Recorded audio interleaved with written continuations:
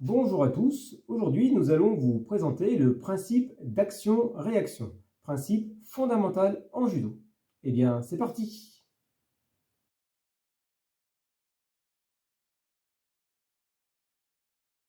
Ce qu'il faut savoir en judo, c'est que toute action entraîne une réaction.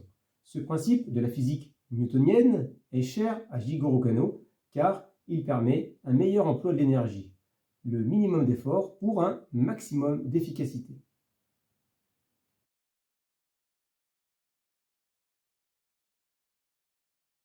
Par exemple, si je tire mon partenaire ou mon adversaire en compétition, il va, s'il est normalement constitué, résister dans le sens opposé. Et c'est cette force que je vais utiliser pour le projeter.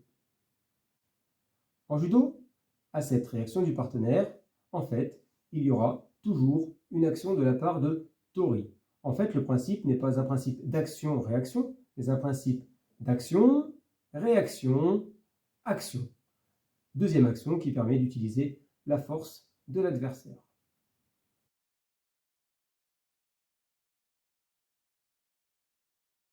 Voyons maintenant un exemple. Si je suis en garde et que je pousse mon adversaire, il résiste et me donne une force allant sur l'avant. Donc, action, la poussée, la réaction, sa résistance, et ma nouvelle action sur l'avant, la technique. Principe d'action, réaction, action. Je pousse, il résiste, et là, je le projette.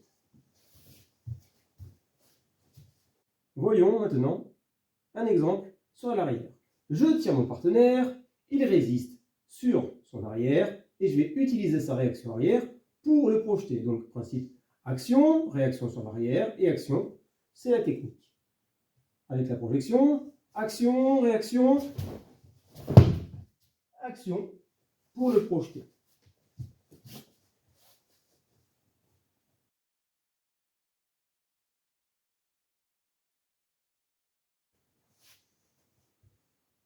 Voyons maintenant ce principe d'action-réaction appliqué à des techniques. C'est le cas de l'enchaînement. Je fais une première attaque, une action, il résiste, et je fais une deuxième action, un enchaînement, pour le projeter. Voyons le cas sur Uchimata Kochigari. J'attaque Uchimata, il bloque, je projette sur Kochigari.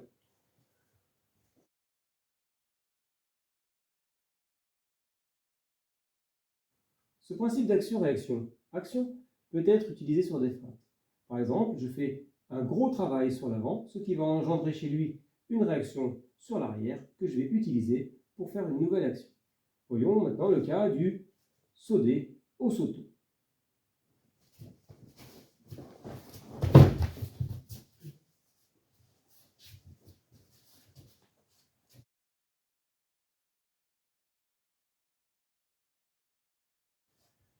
Ce principe d'action-réaction peut être utilisé au sol.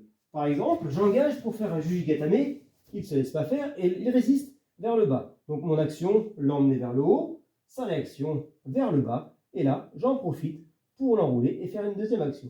Action, réaction, et là, action pour finaliser ma technique.